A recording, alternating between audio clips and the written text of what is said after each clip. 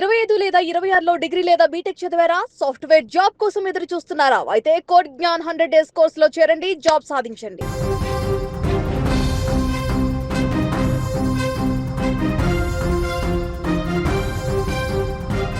ప్రపంచాన్ని శాసించే అగ్రరాజ్యం అమెరికా ఇప్పుడు ఒక దేశం పేరు వింటేనే ఉలిక్కి పడుతోంది.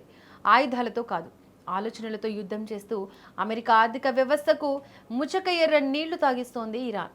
నిన్నటి వరకు ప్రపంచ చమురు రవాణాను శాసించి అమెరికాను బెంబెలెత్తించిన ఇరాన్ ఇప్పుడు డిజిటల్ ప్రపంచం మీద కన్నేసింది. తుపాకులు, క్షిపణుల మాట పక్కన పెట్టి ఏకంగా అమెరికా టెక్ సామ్రాజ్యాన్నే టార్గెట్ చేసింది. అదే under ground submarine internet cables. అవును, సముద్ర గర్భంలో దాగి ఉన్న ఇంటర్నెట్ కేబుల్స్ పై ఇప్పుడు ఇరాన్ కత్తెర వేయబోతోంది. టెహరాన్ వేస్తున్న ఈ కొత్త స్కెచ్ చూసి అమెరికా టెక్ కంపెనీల వెన్నులో వణుకు పుడుతోంది. అసలు ఇరాన్ ఏం చేయబోతోంది? అమెరికా ఎందుకు భయపడుతోంది? అసలు ఇరాన్ ప్లాన్ అర్థం కావాలంటే మనం స్ట్రెయిట్ ఆఫ్ హార్ముజ్ గురించి మాట్లాడుకోవాలి. ప్రపంచ చమురు రవాణాకు ఇది గుండెకాయ లాంటిది. రోజు కోట్లాది బ్యారెళ్ల ముడి చమురు ఈ ఇరుకైన జలసంధి గుండానే ప్రపంచ దేశాలకు వెళ్తోంది. దీనిపై అమెరికా పెత్తనం చెలాయించాలని చూసిన ప్రతిసారి ఇరాన్ తన పవరేంటో చూపించింది. తమ జోలికి వస్తే హార్ముజ్ను మూసేస్తామని సవాల్ చేయడమే కాదు, ప్రాక్టికల్గా చేసి చూపించి అమెరికాకు మైండ్ బ్లాక్ అయ్యే షాక్ ఇచ్చింది. అమెరికా మిత్ర దేశాల నౌకలను అడ్డుకోవడం, దిగ్బంధించడం ద్వారా చమురు ధరల్లో మంటలు పుట్టించింది. అమెరికా నావికా దళం అక్కడే ఉన్న ఇరాన్ తెగింపు ముందు ఏమీ చేయలేకపోయింది. అప్పుడే అమెరికాకు అర్థమైంది ఇరాన్తో పెట్టుకుంటే ఆర్థికంగా ఎంతటి ముప్పు వాటిల్లుతుందో అని. అయితే హార్ముజ్ దెబ్బతో అమెరికాను ఒక ఆట ఆడించిన ఇరాన్ ఇప్పుడు అంతకు మించిన మాస్టర్ ప్లాన్ వేసింది. ఈ ఇంటర్నెట్ గాల్లోంచి రావడం లేదు, సముద్రాల అడుగున వేసిన లక్షలాది కిలోమీటర్ల ఫైబర్ ఆప్టిక్ కేబుల్స్ వల్లే సాధ్యమవుతోంది.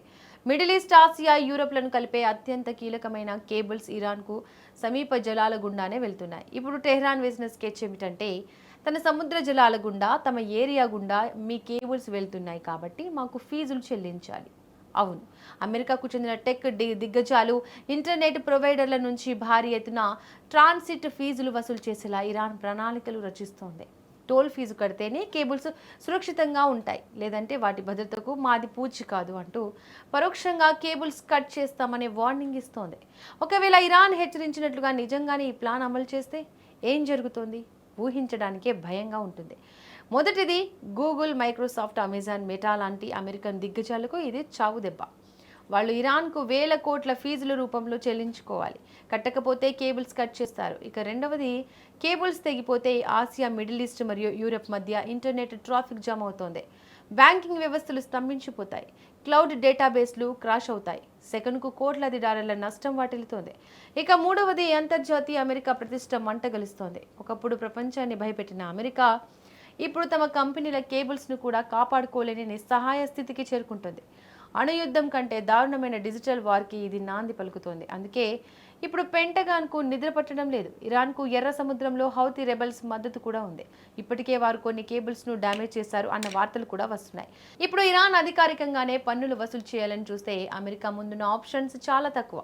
సైనికంగా దాడి చేస్తే మిడిల్ ఈస్ట్ మొత్తం అగ్నిగుండంగా మారుతోంది. సైలెంట్గా ఉంటే ఇరాన్ పెత్తనానికి తలొగ్గినట్లు అవుతోంది. రెండు వైపులా పదులున్న కత్తి మీద సాములా మారింది అమెరికా పరిస్థితి. మరి ఇరాన్ ఈ వ్యూహంతో అమెరికాను శాశ్వతంగా దెబ్బ కొడుతుందా, లేక అమెరికా తన టెక్ సామ్రాజ్యాన్ని కాపాడుకోవడానికి ప్రత్యామ్నాయ మార్గాలు వెతుకుతుందా అన్నది కాలమే నిర్ణయించాలి. అయితే ఈ ఫీజులను ఎలా, ఎంత వసూలు చేస్తారన్న దానిపై ఇంకా స్పష్టత లేనప్పటికీ ఇరాన్ రెవల్యూషనరీ గార్డ్స్ అనుబంధ మీడియాలో ఈ కథనం రావడం సంచలనం సృష్టిస్తోంది.